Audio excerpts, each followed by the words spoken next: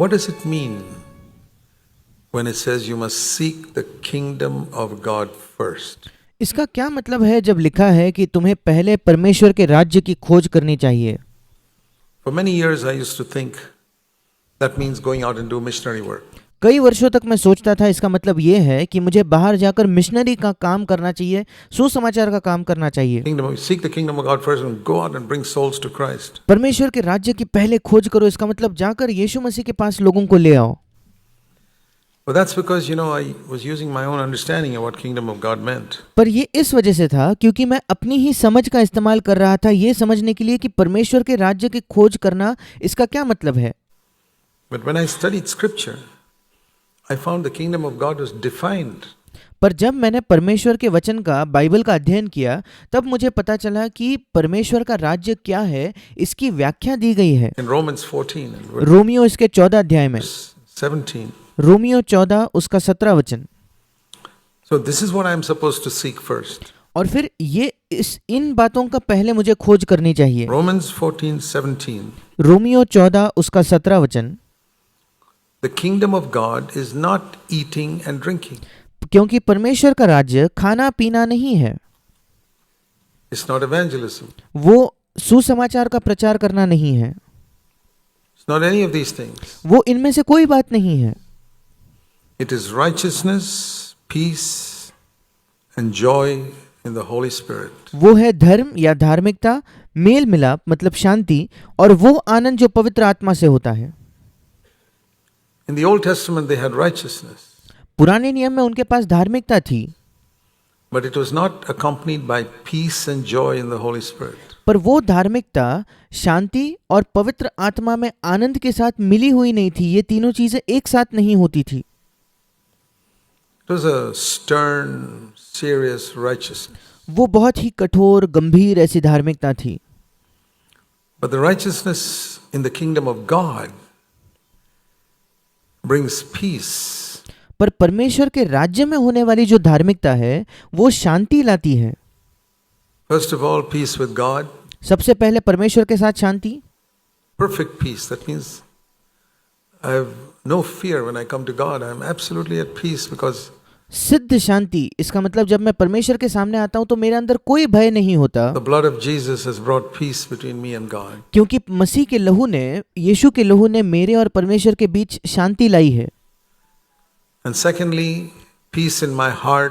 और दूसरा मतलब मेरे हृदय में शांति, from all the turmoils, the problems of earth, freedom, complete freedom from anxiety. This is the kingdom of God. सारे समस्याएं इस पृथ्वी पर जो कोई पीड़ाएं हैं, दुख है, उन सारे चीजों से पूरी शांति, ये है परमेश्वर का राज्य।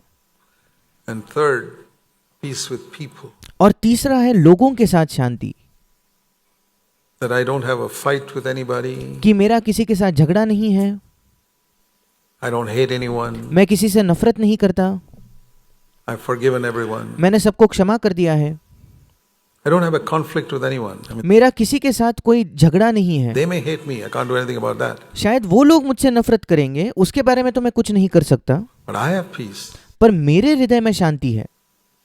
This is the kingdom of God. ये है परमेश्वर का राज्य। Jesus said, "Seek the kingdom of God first." यीशु ने कहा कि पहले, प्रथम, सबसे पहले परमेश्वर के राज्य की खोज करो, Then all these other earthly things you need will be added to you according to your need. और फिर ये बाकी अन्य जो पृथ्वी की बातें हैं वो तुम्हारे जरूरत के अनुसार तुम में जोड़ दी जाएगी, तुम्हें दे दी जाएगी। So you need to understand what the Lord is restoring in our time. He's teaching us what the kingdom of God is. और आपको ये समझने की आवश्यकता है कि हमारे समयों में, इस समय में परमेश्वर किन बातों की पुनर्स्थापना कर रहा है। वो हमें ये सिखाना चाह रहा है कि परमेश्वर का राज्य क्या है। That righteousness which brings peace in our heart. वो धार्मिकता जो हमारे हृदय में शांति को लाती है। Perfect peace with God with zero condemnation, zero discouragement. परमेश्वर के साथ वो सिद्ध शांति जिसके अंदर शून्य दंड आज्ञा है, जिसके अंदर शून्य निराशा है। I never lived like that for many years. कई वर्षों तक मैं ऐसे नहीं जीता था। I used to be so discouraged sometimes after being born again. मैं बहुत निराश होता था मेरे नए जन्म के बाद भी, कभी-कभी Condemning myself. अपने आप पर दंड आज्ञा देता था, अपने आप पर दोष लगाता था। I want to tell you it's gone. मैं आपको कहना चाहता हूँ ये चले गया है मेरे जीवन से।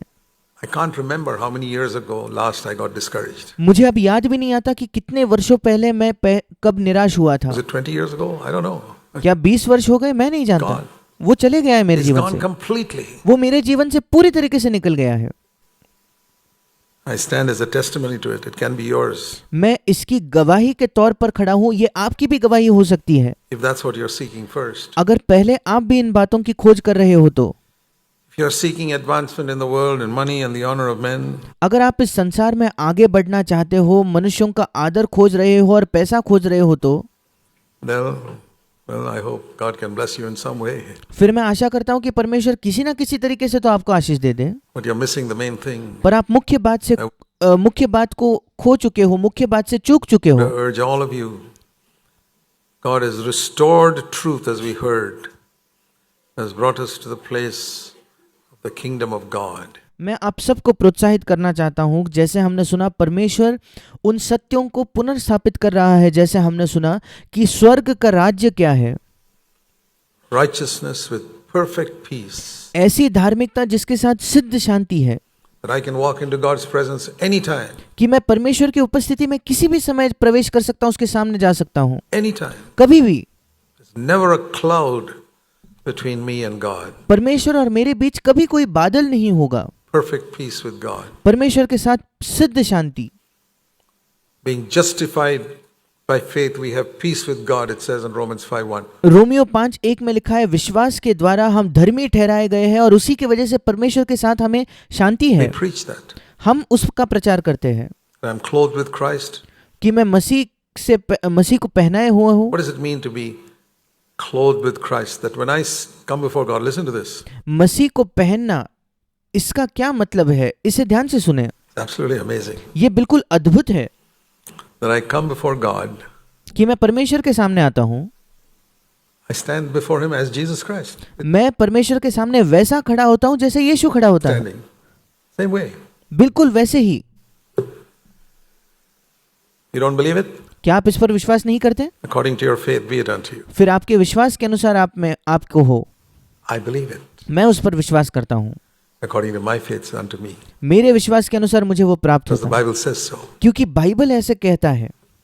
I'm clothed with the righteousness of Christ. मैं मसीह की धार्मिकता से ढका हूँ, मसीह की धार्मिकता मानो मुझे पहनाई गई है। That's why I have peace with God. इस वजह से मुझे परमेश्वर के साथ शांति है, And peace in my heart और मेरे हृदय में शांति, because He cares for all my needs. क्योंकि वो मेरी सारी जरूरतों की देखभाल करता है, चिंता करता है। He's making everything work for my good. वो सारे चीजों को मिलकर मेरे लिए भलाई ही को उत्पन्न कर रहा है। Why should I worry then? फिर मुझे क्यों चिंता करनी होगी? He will never allow me to be tested beyond my ability. वो कभी मेरी क्षमता से बढ़कर मुझे कभी परखे नहीं जाने देगा, मुझे परीक्षा में नहीं डालेगा। No weapon formed against me will prosper. मेरे खिलाफ बनाया गया कोई भी हथियार मेरे हानि के लिए नहीं ठहरेगा। Isaiah 54 verse 17. यशायाह 54 उसका 17 वचन में ये लिखा है। Amazing promises. अद्भुत ऐसे वायदे हैं। Perfect peace. सिद्ध शांति About life on this earth. इस पृथ्वी पर जीवन के विषय में भी। I don't know what lies tomorrow. मैं नहीं जानता कल क्या आने वाला है, But God has already known and planned it पर परमेश्वर पहले से ही जानता है और उसने योजना बनाकर रखी है for me. मेरे लिए। Ensured that it will never be too much for me. परमेश्वर ने यह निश्चित किया है कि कभी भी वो परीक्षा मेरे लिए बहुत ज्यादा नहीं हो जाएगी। That if there's a load there, He'll give me grace to equal it. कि अगर मेरे ऊपर कोई दबाव आने वाला है तो परमेश्वर मुझे पर्याप्त अनुग्रह देगा जिससे वो समान हो जाएगा। That's why we have peace ये मेरा तरीका है जिससे मुझे शांति मिलता है। in relation to circumstances and परिस्थितियों के संबंध में मुझे इस प्रकार से शांति मिलती है, peace in relation to people. और लोगों के संबंध में भी शांति। Bible says pursue peace with all men. Bible कहती है कि सब लोगों के साथ शांति के पीछे खोज करो। That means you must, I can say this, never for a single moment to have a bitterness against any human being. इसका मतलब आपको कभी भी किसी भी मनुष्य के बारे में एक क्षण भी कड़वाहट नहीं होनी चाहिए, और मैं ये कह सकता हूँ ऐसा मेरे विषय में है। You think in my 76 years nobody's done harm to me? क्या आपको लगता है मेरे इस 76 वर्ष के जीवन में किसी ने कभी मेरे खिलाफ कुछ नहीं किया, मुझे हानि नहीं पहुंचाई? By the time you're 5 years old itself, people have done harm to you. जब तक आप 5 वर्ष के होते हो तब तक ही लोग आपको चोट पहुंचाते हैं, आपके विरुद्ध में कोई हानि का काम करते हैं। But I can stand before God and say this. पर आज मैं परमेश्वर के सामने खड़ा होकर ये कह सकता हूँ, Not a single human being has ever been able to harm me in इकलौता my मनुष्य life. मेरे पूरे जीवन में एक भी मनुष्य नहीं है जो कभी मुझे हानि पहुंचा सका है। Everything they did work for my good. उन्होंने जो कुछ किया वो सब मेरे भले के लिए ही हुआ, उससे मेरी भलाई ही हुई है। What shall I say to people who work for my good? मैं उन लोगों से क्या कहूँ जिन्होंने मेरे विषय में भलाई की है? Thank you. धन्यवाद। To people who did harm for me, it worked for my good. Thank you. जिन लोगों ने मेरे खिलाफ हानि की वो भी मेरे लिए भलाई ही का काम किया, तो उन्हें भी मैं धन्यवाद ही कहूंगा। Somebody who tried to do evil to me. ऐसा कोई जिसने मेरे विरुद्ध दुष्टता करने की कोशिश की, Thank you. People who tried धन्यवाद। to send me to jail. Thank you. जिन लोगों ने मुझे जेल में, बंदीगृह में डालने की कोशिश की, धन्यवाद। Worked for my good. उन सब चीजों ने मेरे लिए भलाई ही को उत्पन्न किया। Peace with all men. सब लोगों के साथ शांति, सब मनुष्यों के साथ I have Shanti. nothing. I go to bed with a clear conscience, मेरे हृदय में कुछ नहीं होता, मैं सोने जाता हूँ तो एक साफ विवेक के साथ मैं जाता हूँ। with no bitterness against मेरे हृदय में, anybody in the whole wide world. इस पूरे संसार में मेरे हृदय में किसी के भी खिलाफ कोई कड़वाहट नहीं होती। Forgiven everybody मैंने सबको क्षमा किया है, the way God's forgiven me. बिल्कुल वैसे जैसे परमेश्वर ने मेरी क्षमा की है। Righteousness with peace. धार्मिकता शांति के साथ, It's through the power of the Holy Spirit. ये पवित्र आत्मा के सामर्थ्य के द्वारा है। And the other thing is joy. और दूसरी बात जो वहां लिखी है वो है आनंद। It's not a grim, serious righteousness. ये ऐसा आनंद नहीं जो बिल्कुल एक सीधा मुंह करके बहुत ही गंभीर मानो धार्मिकता हो, ऐसी धार्मिकता नहीं है। It's a joy. उस धार्मिकता के साथ आनंद है, All the time in our heart. निरंतर हमारे हृदय में एक आनंद। There may be trials. हमारे जीवन में शायद क्लेश होंगे। Jesus was called a man of sorrows. We have trials, we have problems, we weep. यीशु मसीह को खुद दुखों का मनुष्य कहा गया था। हमारे जीवन में परीक्षाएं होती है, दुख होते हैं, हम विलाप भी करते When we हैं। go through bereavement or people die or naturally, but the joy in the heart never goes. जब हमारे जीवन में कुछ लोगों की मृत्यु हो जाती है, जब ऐसे दुख के क्षणों में हम जाते हैं, हम विलाप करते हैं, रोते हैं, पर हमारे हृदय में जो वो तो बिल्कुल स्वाभाविक है, पर हमारे हृदय में एक आनंद होता है जो कभी जाता नहीं, All the time. निरंतर। If you want this, you can have it. अगर आप ये चाहते हो तो आप ये पा सकते हो, Must seek it. पर आपको उसकी खोज करनी है। Seek and you shall find. आप खोजो और आप प्राप्त करोगे। Like we heard, जैसे हमने सुना, brother was saying how in that Feast of Tabernacles they were supposed to rejoice. भाई बता रहे थे कैसे वो जो तंबुओं का जो पर्व होता था उसमें उन्हें आनंद मनाना होता था। That is the kingdom of God where righteousness with joy. ये है परमेश्वर का राज्य जहां धार्मिकता आनंद के साथ है, Delighted बिल्कुल खुश, to do what's right. वो करने के लिए जो सही है। हम हमेशा खुश होते हैं, Even if it means financial loss, यद्यपि उसकी वजह से हमें आर्थिक हानि उठानी पड़ी, नुकसान उठाना पड़े, फिर भी, or any other earthly loss. या कोई भी पृथ्वी का नुकसान अगर हमारा हो जाए, Joy. Anand. If you have a righteousness, we preach righteousness in the church. अगर आपके पास एक धार्मिकता है और हम कलीसिया में धार्मिकता का प्रचार भी करते हैं, And there are people who are pursuing righteousness. But और ऐसे लोग भी हैं जो धार्मिकता की खोज कर रहे हैं, I want to say to you in Jesus' name, पर मैं आपको यीशु के नाम से बताना चाहता हूँ, if you got a righteousness without peace in your heart, अगर आपके पास एक ऐसी धार्मिकता है जिसके साथ आपके हृदय में शांति न हो, तो without peace with other men, दूसरे लोगों के साथ शांति न होते हुए धार्मिकता है, तो righteousness with anxiety, it is the righteousness of the old covenant. एक ऐसी धार्मिकता जिसके साथ आपके हृदय में निरंतर एक चिंता है, तो फिर वो पुराने नियम की, पुरानी वाचा की धार्मिकता हो गई।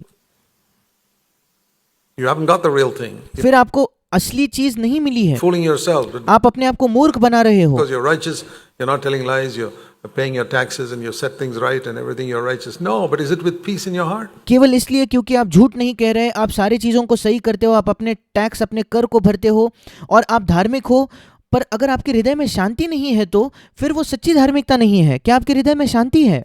You have peace with all men? क्या सब लोगों के साथ आपको शांति है? Are you free from anxiety? क्या आप चिंता से मुक्त हो गए हो? That's the righteousness of the new covenant. वो नई वाचा की धार्मिकता है।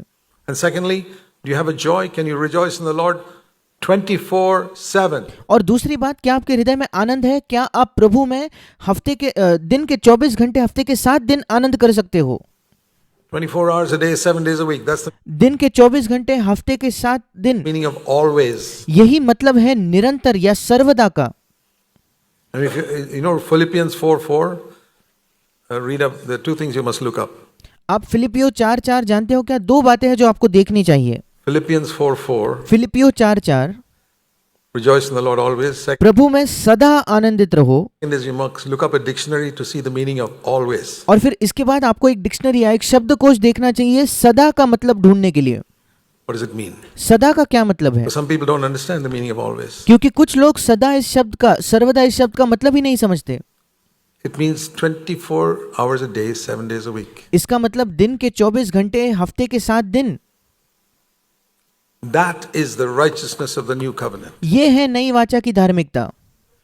You say it's impossible. आप कहते हो ये असंभव है, According to your faith, be it unto you. It will be impossible for you. फिर आपके विश्वास के अनुसार ही आपको प्राप्त हो। आपके विश्वास के अनुसार आपके लिए असंभव ही होगा, Because you don't believe God's word. क्योंकि आप परमेश्वर के वचन पर विश्वास नहीं करते। It's not a question of what you can accomplish. It's a question of whether you believe the Holy Spirit can do it in you. That's what it says here. सवाल ये नहीं है कि आपको क्या लगता है, आप क्या हासिल कर सकते हो।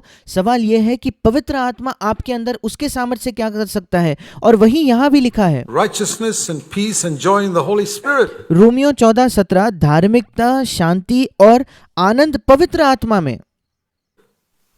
That is the kingdom of God. ये है परमेश्वर का राज्य। Seek this kingdom of God first. पहले इस परमेश्वर के राज्य की खोज करो। It's not evangelism. वो सुसमाचार देना नहीं है। There's no use going with a long face to somebody and telling him about Christ, like that man who went to the long face and एक उदास मुंह लेकर किसी के पास जाकर उसको मसीह के बारे में बताने का क्या फायदा? जैसे एक व्यक्ति बहुत उदास होकर किसी और को जाकर मसीह के बारे में बता रहा था, said to somebody, "Do you want to accept Christ?" He said, "No, thank you. I've got enough problems already." और ये व्यक्ति बहुत उदास होकर किसी और व्यक्ति के पास जाकर उसको मसीह के बारे में बताता है और उससे कहता है, क्या तुम मसीह को स्वीकार करना चाहोगे? तो वो कहता है, नहीं नहीं, आपका धन्यवाद, मेरे जीवन में पहले से ही काफी परेशानियां हैं। Looking at this person's face, he says, "What's use accepting this Christ?" इस व्यक्ति के मुंह को देखकर उसने सोचा कि क्या फायदा मसीह का स्वीकार करने का। Righteousness and peace and joy in the Holy Spirit. धार्मिकता, शांति और आनंद जो पवित्र आत्मा में है, That's how it must be. हमारे जीवन में ऐसे होना चाहिए। Pursue it, my brothers and sisters. Pursue it with all your heart. Seek it first. मेरे भाई और बहनों, इसकी खोज करो, अपने पूरे हृदय से इसकी खोज करो, सबसे पहले इसकी खोज करो और इसका पीछा करो।